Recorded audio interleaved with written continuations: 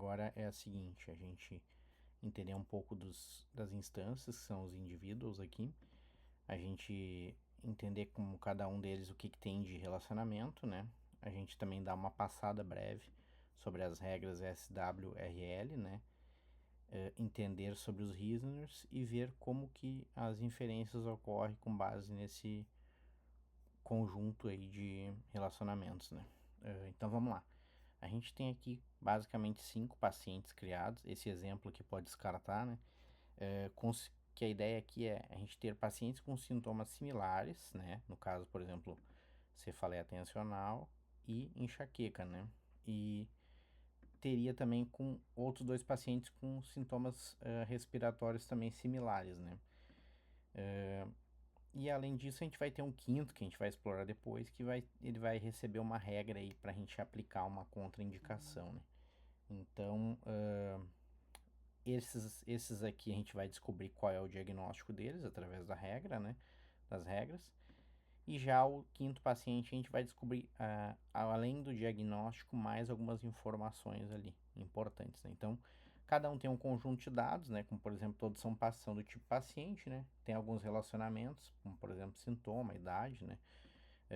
Às vezes é um sintoma composto, né? Com mais informações dentro, ou às vezes os sintomas estão descritos aqui, né? No caso, dor abdominal e sintoma de dor de enxaqueca. Ou, por exemplo, a COVID, que já tem um relacionamento direto lá com uma instância das classes mesmo, né? Com perda de olfato e tosse seca, né? Maria também, né? Da mesma forma similar, também tem uma instância para cada uma das classes lá, né?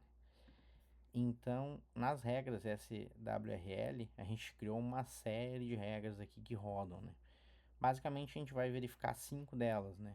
Para dar um exemplo aqui, a gente vai verificar a regra da COVID, né? Só para entender como é que funciona, ter uma ideia da descrição delas, né? Como é que elas são descritas aqui.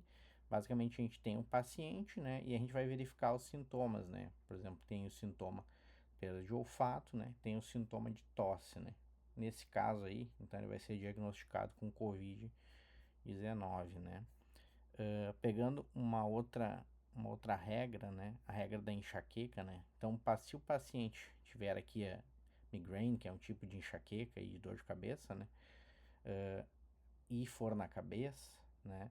Tiver as características também de dor pulsante com intensidade severa, nesse caso, então ele vai ser diagnosticado com enxaqueca, né? A mesma coisa daí para os demais aqui, né? A gente dando uma olhada na gripe, né? E por último, depois a gente vai olhar como é que funciona as regras ali para contraindicação, que essa é um pouquinho mais complexa, né? Então vamos lá. Vou ligar o Reasoner aqui, vocês vão ver que vai começar a aparecer campos ali em amarelo por trás, que são o que for inferido pelo Reasoner, né? Então no caso da Ana, né, ela tem cefaleia tensional, né? O diagnóstico dela foi diagnóstico de cefaleia tensional. Para Bia, a mesma coisa. Ela teve, né, a mesma coisa no caso dela, que teria um diagnóstico de enxaqueca, né?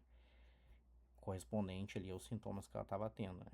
Isso tudo é inferido através da regra, né? A gente não precisa fazer manualmente, né? A paciente Maria com Covid-19 também teve, né? Com base nos 2 sintomas que ela estava tendo, né? E o mesmo ocorre aqui para paciente Marta com gripe, né? Através desses sintomas aqui e das regras foi possível inferir que ela teria um diagnóstico de gripe, né? Se a gente entrar dentro do diagnóstico, a gente vai ver que tem alguns tratamentos aqui, né? Por exemplo, aqui vamos pegar aqui o diagnóstico de enxaqueca, né? Que vai ser o tratamento para ele, né? Vai requerer exame, né? E tem tratamento que vai ser um tratamento para enxaqueca, né? Que daí vai ter aqui algumas inclusões de medicamentos, né? Recomendações, né? Então, basicamente, é assim que funciona. Vamos voltar para os indivíduos aqui. Agora a gente vai olhar aqui o paciente Eduardo com uma contraindicação. A gente vai ver que rodou a regra da contraindicação. Tem uma regra aqui, ó, que ela verifica a contraindicação para quem tem um diagnóstico de úlcera, tem contraindicação para alguns tipos de medicamento, né? No caso, por exemplo, ibuprofeno, né? Se ele tiver mais de um diagnóstico, em um deles, por exemplo, tiver úlcera e no outro tiver algum outro diagnóstico que o tratamento seja ibuprofeno, vai aparecer essa contraindicação aí, né? Que ela é pegada aqui nessa regra, né? Então, se a gente analisar ele, a gente vai ver que ele teve um diagnóstico de enxaqueca, né? Teve por causa do sintoma da dor da enxaqueca, mas também teve um diagnóstico de úlcera gástrica, né? Que foi uma combinação dos dados que está no sintoma de enxaqueca com a dor abdominal, né?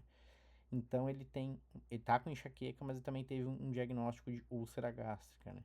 O que que acontece? Rodou a regra da contraindicação e verificou que ele tem no tratamento para o diagnóstico de enxaqueca, ele tem uma indicação lá para tomar um ibuprofeno. Nisso, ele já infere aqui que existe uma contraindicação com o ibuprofeno, né? Então, ele teria que tomar outro medicamento que estaria descrito dentro lá do diagnóstico de enxaqueca, ou o responsável, o profissional de saúde, teria que adequar o tratamento nesse caso aí, né? Então, seriam esses 5 casos, né? Apenas para mostrar para vocês aqui uma diferença do Reasoner, né, que a gente escolhe, eu notei o seguinte fazendo alguns testes aqui. Quando eu usei esse Herm T, né, ele faz as inferências todas corretas, né? Mas eu queria agregar também mensagens que eu vi que era possível, né? Por exemplo, criar uma regra e tu criar um alerta que tu botava uma mensagem, por exemplo, dentro de uma variável, de uma propriedade de dados, né? Então tu cria a propriedade de dados e tu pode botar uma mensagem lá dentro, né? Que ela aparece para ti aqui.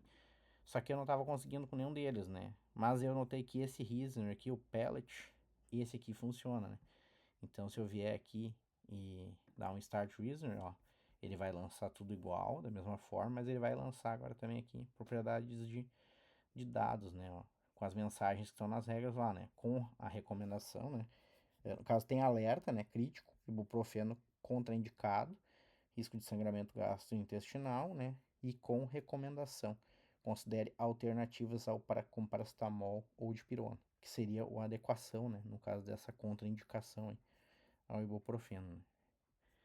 Mas então é isso, pessoal. Basicamente essa questão das regras que a gente queria visualizar e ver elas funcionando aqui, sendo inferidas, né? Dando tanto o diagnóstico aqui no caso, né? Como a questão também de contraindicações, demonstrando que as regras funcionam, né? Isso aí é apenas uma pequena demonstração, mas dá para fazer bastante coisa aí através dessas regras SRW, SWRL, né? Então tá.